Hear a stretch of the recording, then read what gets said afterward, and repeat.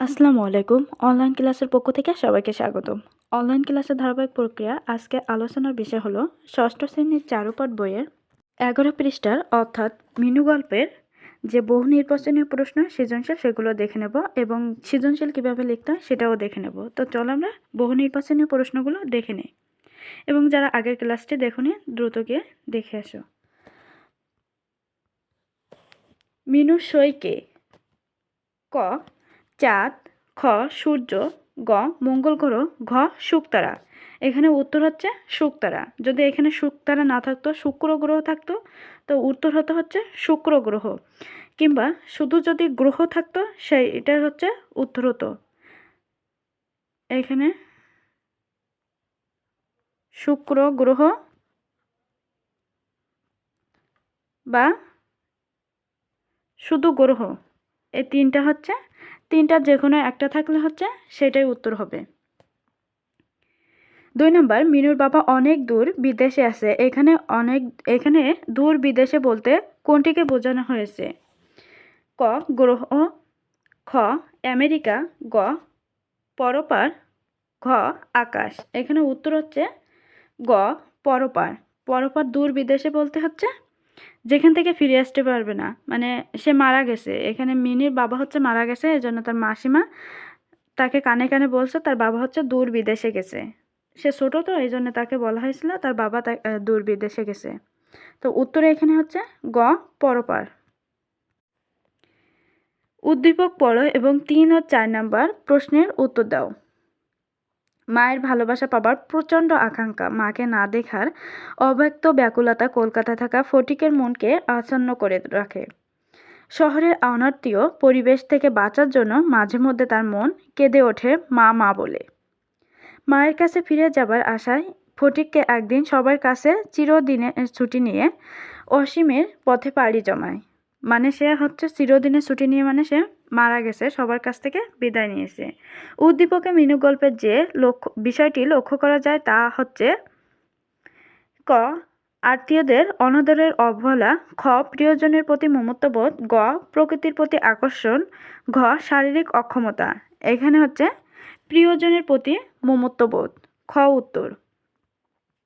এখানে হচ্ছে ফটিক তার মার জন্য কেঁদে ওঠে, আর ওইখানে হচ্ছে মিনু গল্পে মিনু হচ্ছে বাবার জন্য কেঁদে ওঠে। 4 উদ্দীপকটি মিনু ও ফটিকের পরিণতির ক্ষেত্রে প্রযোজ্য। 1 নম্বরে স্বাভাবিকতা জীবনের অপরিহার্য, 2 নম্বর হচ্ছে প্রকৃত হল শ্রেষ্ঠ আশ্রয়, 3 হচ্ছে পারস্পরিক সহমর্মিতা জীবনকে বাঁচিয়ে রাখে। এখানে উত্তর হচ্ছে 2 ও 3। এবার আমরা সৃজনশীল প্রশ্নটি দেখে নেব। বন্যা সারা সকাল মিসেস সালমার বাড়ি কাজ করে, তাকে খালাম্মা বলে ডাকে। সে মিসেস সালমার যাবতীয় কাজে সাহায্য করার চেষ্টা করে। দিবাশাখায় একটি স্কুলেও সে পড়ে। পড়ালেখা সে পিছিয়ে নেই, শুধু প্রকৃতিতে কোনো কিছুর সঙ্গতার সাক্ষ্য গড়ে ওঠেনি। এইখানে হচ্ছে মিনির কিন্তু হচ্ছে প্রকৃতির সঙ্গে সাক্ষ্য গড়ে উঠেছে, কিন্তু হচ্ছে এখানে বন্যার সাক্ষ্য গড়ে ওঠেনি, একটা অমিল আছে। তারপর হচ্ছে সেই সময় তার বা কোথায় তার নিজের জীবন আর কাজ নিয়ে সে ব্যস্ত। প্রকৃতিতে তার নিজের কোনো শান্তি খুঁজে পায় না। এখানে আর একটা মিল আছে যে সে প্রকৃতিতে শান্তি খুঁজে পায় না বন্যা, কিন্তু মিনু প্রকৃতিতে শান্তি খুঁজে পেত। বন্যার কাজ তার দিয়ে কথা দিয়ে মিসেস সালমাকে এমন করে নিয়েছে যে মিসেস সালমা বন্যাকে পরিবারের সদস্যের মতো মনে করে, কিন্তু এখানে মিনুর কিন্তু তার পিসিমা মনে করতো না। মিনু কার বাড়িতে থাকতো? উত্তরটি আমরা দেখি। মিনু হচ্ছে দুঃসম্পর্কের পিসিমার বাড়িতে থাকতো। সবাই এটাই স্ক্রিনশট দিয়ে বা লিখে রাখতে পারো, তাহলে হচ্ছে পড়তে সুবিধা হবে। এবার খ নম্বর প্রশ্ন, ষষ্ঠ ইন্দ্রিয় বলতে কি বোঝানো হয়েছে? ষষ্ঠ ইন্দ্রিয় বলতে পঞ্চম ইন্দ্রিয়ের বাইরে একটি বিশেষ দিক বা অর্থাৎ মনকে বোঝানো হয়েছে। দেখো এখানে খ নম্বর হচ্ছে 2টি খণ্ডে লেখা, একটা হচ্ছে জ্ঞান আর একটা হচ্ছে ব্যাখ্যা বা অনুধাবন। তো যখন খ নাম্বার লিখবো অবশ্যই প্রশ্নের আলোকে যে জ্ঞান উত্তরটা হবে বা এক কথায় যে উত্তরটা হবে সেটা প্রথমে লিখে নেব, লিখে কিছুটা ফাঁক দিয়ে এখানে দেখো এই উত্তরটা এই পর্যন্ত লিখে কিছুটা ফাঁক দিয়ে তারপর হচ্ছে ব্যাখ্যাটা লিখেছে। সেই জ্ঞানের আলোকে যে জ্ঞানটা লিখবা এখানে যে সংক্ষিপ্ত উত্তরটা, সেই সংক্ষিপ্ত উত্তরের ব্যাখ্যাটা নিচে লিখবা। তো এখানে ষষ্ঠ ইন্দ্রিয় বলতে হচ্ছে পঞ্চম ইন্দ্রিয় বাইরে একটি বিশেষ দিক অর্থাৎ মনকে বোঝানো হয়েছে। এখন ব্যাখ্যাটা হচ্ছে প্রত্যেক মানুষের 5টি ইন্দ্রিয় আছে। লেখক হচ্ছে এই পঞ্চম ইন্দ্রিয়ের বাইরে মানুষের ভিতরে এক প্রকার অদৃশ্য অনুভূতির কথা বলেছেন। সেই অনুভূতির উৎস হলো মানুষের মন বা হৃদয়। ষষ্ঠ ইন্দ্রিয় বলতে এই মনকে বোঝানো হয়েছে। এভাবে জ্ঞানের সঙ্গে মিল করে উত্তরটা দেবে। অবশ্যই খ নাম্বার লেখার সময় দুটা খণ্ড করবে, একটা হচ্ছে জ্ঞান বা এক কথায় উত্তর দেবা, আর নিচেরটা হচ্ছে তার ব্যাখ্যা দিবা। তারপর অবস্থানগত দিক দিয়ে বন্যা ও মিনুর মধ্যে যে বৈসাদৃশ্য লক্ষ্য করা যায় তা ব্যাখ্যা করো। বৈসাদৃশ্য মানে হচ্ছে যে অমিলগুলো রয়েছে সেগুলো ব্যাখ্যা করতে হবে। তো চলো উত্তরটা দেখে নিই। শারীরিক অক্ষমতা এবং মানসিক অবস্থার বিচারে উদ্দীপকে বন্যা ও মিনুর মধ্যে বৈসাদৃশ্য লক্ষ্য করা যায়। গ নম্বর লেখার সময় অবশ্যই 3টা পার্ট করতে হবে। একটা হচ্ছে এক কথায় উত্তর, তারপর হচ্ছে দ্বিতীয়টা হচ্ছে সেই উত্তর অনুযায়ী হচ্ছে ব্যাখ্যা হবে, আর তৃতীয়টা উদ্দীপকের সঙ্গে যে সেটা হচ্ছে উদ্দীপক থেকে যে বৈসাদৃশ্য বা প্রশ্নের আলোকে যে উদ্দীপকে যা পাইছো সেগুলো লিখতে হবে। তো চলো দেখে নেই। এখানে দেখো গ নম্বরের জ্ঞানমূলকটুকু বা এক কথায় উত্তর হচ্ছে এই পর্যন্ত। শারীরিক অক্ষমতা বা এবং মানসিক অবস্থা বিচারে উদ্দীপকে বর্ণ ও মিনুর মধ্যে বৈসাদৃশ্য লক্ষ্য করা যায়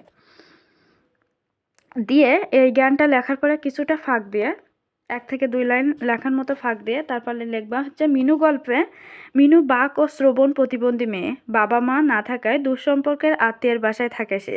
বাড়ির সকলের কাজ মনোযোগ দিয়ে করে, তার কোনো সঙ্গী না থাকার প্রকৃতির সঙ্গে গড়ে উঠেছে সাক্ষ্য। যে স্বপ্ন দেখে তার বাবা মা একদিন ফিরে আসবে, আর এই স্বপ্নই তাকে সকল প্রতিকূলতা অতিক্রম করতে সাহায্য করে। এটা দেখো সম্পূর্ণ বই থেকে লেখা। তো অনুধাবনটা দেওয়ার চেষ্টা করবা জ্ঞানমূলকের আলোকে বই থেকে। অনেকেই হচ্ছে উদ্দীপকে যা লেখা থাকে হুবহু সেটা তুলে দেয়। তো ওইটা হুবহু দিলে মার্ক দেবে না, হয়তো স্যারেরা যদি দেয় তাই 1 দেবে, তার বেশি দেবে না। তারপর এবার হচ্ছে উদ্দীপক থেকে বই থেকে যে অনুধাবনটা লিখে যে কিছুটা ফাঁক দিয়ে এরকম 1 থেকে 2 লাইন লেখার মতো ফাঁক দিয়ে এবার উদ্দীপক আর হচ্ছে বইটা মিল করে লিখে দেবে। তো এখানে উদ্দীপকে দেওয়া আছে যে বন্যা যে বাসায় কাজ করে, এটা হচ্ছে 3 নম্বর খণ্ডটা। উদ্দীপকে বন্যায় বাসায় কাজ করে, সেই বাসায় সে সদস্যর মতো হয়ে উঠেছে। স্কুলে পড়ে নিজের জীবন ও কাজ নিয়ে তার ব্যস্ততা, পারিবারিকভাবেও সে সবার সাথে মিশে গেছে, কিন্তু মিনু তার পারেনি। কাজ আর আত্মভাবনায় ডুবে থাকে মিনু।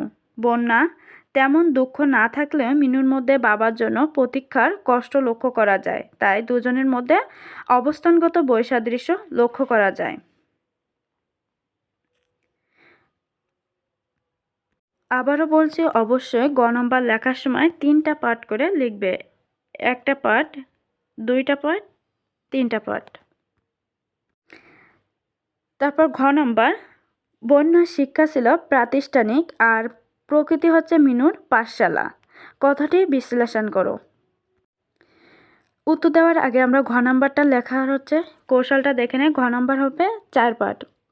প্রথম হচ্ছে ক নাম্বারের উত্তর হচ্ছে 1 লাইনে হবে। খ নাম্বারের উত্তর হচ্ছে 2টা প্যারা হবে, মানে 2টা খণ্ডে হবে।